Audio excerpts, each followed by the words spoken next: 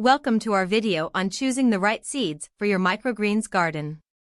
Microgreens are packed with nutrients and are easy to grow indoors, making them a great addition to any kitchen. In this video, we'll guide you through the process of choosing the best seeds for your microgreens garden, so you can enjoy fresh greens all year round. There are many different types of seeds that you can use to grow microgreens. Some popular options include sunflower, pea, kale, and wheatgrass seeds. Each type of seed has its own flavor and nutritional benefits, so it's important to choose the ones that suit your tastes and needs.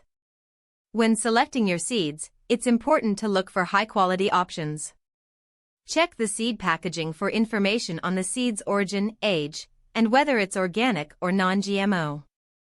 You should also make sure the seeds are stored properly to ensure they have the best chance of sprouting and growing into healthy microgreens. Before you start growing your microgreens, it's important to properly prepare your seeds. This might include soaking the seeds in water overnight, or pre-sprouting them to help jumpstart the germination process. Follow these steps to give your seeds the best chance of success. Congratulations! You're now ready to start your very own microgreens garden.